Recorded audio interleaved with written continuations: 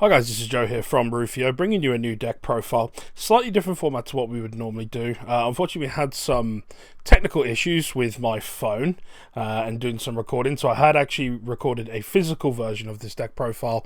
Unfortunately, like I say, we had some technical issues and I decided to do it in this method instead. So I still wanted to talk to you about the new Simorgh cards and just see how you guys feel about the deck and that kind of thing. I wanted to try some different bits. So this is the build that I'm sort of starting on at the moment. It is still very, very new, so we're still learning how this all works and that kind of thing. But I'll talk to you through my choices, why I've chosen what I have chosen, and just see what you guys think as a whole. You can definitely try this out. It's pretty much mostly budget friendly. If you cut the extravagances and that kind of thing, it can be done considerably cheaper. So if we have a look first, so we've got Darkness Simorgh. So this is the one that's going to go to the grave. It's going to give you the most benefit from there. When cards are attributed, it gets to special summon itself and that kind of thing. So this is definitely one that you want to maximize on, and having 3 copies in there is absolutely perfect. Just to give you a full look at its text, if we can see that on the screen. But basically, when it's if you tribute a dark or a wind monster, you can special summon it from the grave or the hand. When a spell or trap is activated, quick effect, you can tribute one winged beast monster, negate the activation if you do destroy that card. It's also treated as wind while it's on the field. Looking at the next big choice, we've got Lord of the Storm. So Lord of the Storm, so your opponent can't target this tribute summon card with spell or trap effects. You can only use each of the following effects once per turn. So we'll just bring that up again so you guys can see. So when a spell or trap is activated, you tribute one winged beast monster, target one card your opponent controls, and shuffle it into the deck. That's a quick effect. And then when a winged beast monster you control is destroyed by battle while this card's in your graveyard, you can add this card to your hand. So it gives you some more recursion, keeps your numbers in your hand, keeps you generating some advantage. Now, as a general kind of rule, deck wants your opponent not to have any back row available to them. You want to blow it out as quickly as possible, because what it allows you to do is special summon all of these little ones and then make the plays again. We have 1 copy of Dark Simorgh. Dark Simorgh is one of the older copies of the card.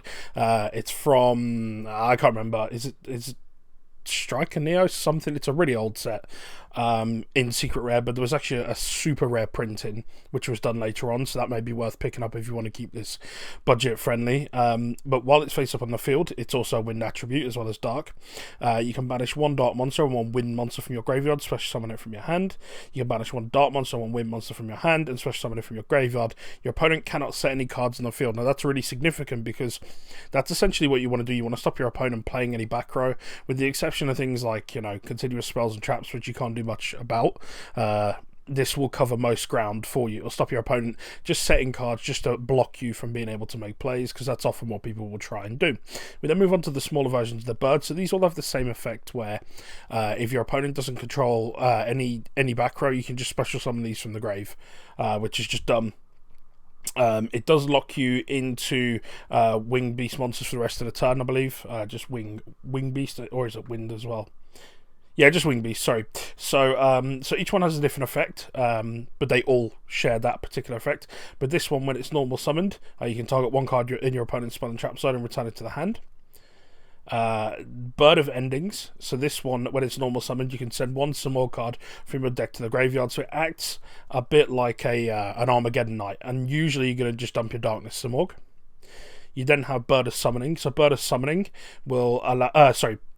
they changed the name. It was Bird of Summoning. They changed it to Bird of Bringing, and this is the one that allows you to add a Simorgh card from your deck to your hand. And this is where the confusion came up there with the summoning name, because normally the names are pretty close to what they actually do. So this is Bird of Beginning. So this one allows you to get an additional normal summon on top of that. Now, if you notice, they're all different levels, so there is some sort of tricky behaviour there and that kind of thing. So yeah, just something to consider. I decided to include 1 Windrose, the Elemental Lord. So this is just going to basically rig your graveyard for 5 is the idea.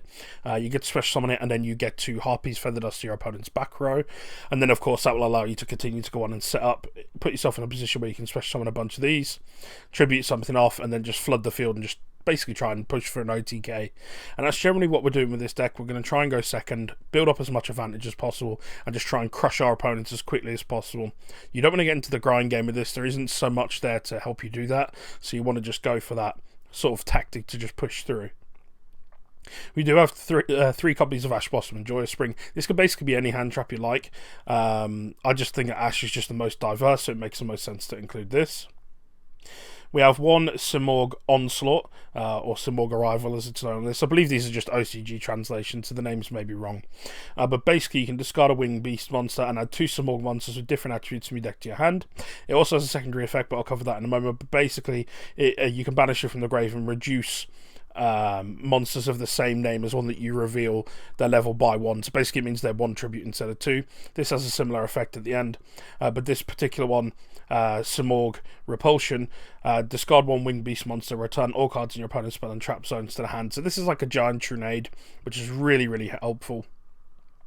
We then have the field spell, so we've got its, what is it, Elborz, the Sacred Land of Simorgh. So all Winged Beast monsters gain 300 attack and defense. You can only use each one of the effects once per turn. So you can reveal one level 5 or higher Winged Beast monster in your hand. This turn you can normal summon Winged Beast monsters for 1 less tribute, even if this card leaves the field. So that's really, really handy because it's going to allow you to do 1 tribute for these instead of 2. And it means that you're also going to trigger the effect of the other ones that are engraved, which is really, really helpful. And then it also has the effect that, let's have a look. I'll just scroll it down for you guys so you can read that properly yourselves. But if you control a Winged Beast monster after the effect happens, you can resolve, after this resolves, sorry, you can normal summon 1 Winged Beast monster immediately. We have 3 copies of Call by the Grave. So Call by the Grave obviously is going to help protect your plays. Go in second, stop your opponent hand trapping you, that kind of thing. It's also going to help interrupt them in case they try and have any graveyard recursion. We've got 1 copy of Foolish Burial. Again, it's just going to help you dump this in the grave or any of the other ones that you maybe want to special summon. 1 for 1 to try and get Simorgh Bird of Beginnings out as quickly as possible, which is just going to help you build up your field advantage. Terraforming, pretty self-explanatory. Twin Twisters, again, we just want to keep the opponent's back row cleared. This will allow us to get our special summons going as quickly as possible. We have Triple Pot of Extravagance, so this is just going to help you dig deeper as quickly as possible. You'll notice in the extra deck there's just 3 copies of each card that we want to use. These are basically just the only ones that you really want to use. You're not using a lot of your extra deck, so these are just basically options that you would be able to use. We have triple evenly matched. So evenly matched obviously is just going to punish our opponent if they overextend. We find ourselves in a difficult situation where we can't build a massive board like we'd like to. You can just wipe out their back row. A lot of the time, if you try to drop this on people and they've set a bunch of back row, they'll normally keep a monster, and then that keeps you in a position where they've got no back row to defend themselves. We have triple infinite impermanence. Again, this could be swapped for something like Effect Vaders if you want to save some money and keep this as budget friendly as possible. It is a pretty casual deck. It's rogue at best, so you may not want to dump a lot of money on this, but if you have these cards available to you, it'll certainly improve the ability of the deck to play. We're going to look at the extra deck now. So we've got triple copies of Great Fly. This is just to boost obviously all the attacks.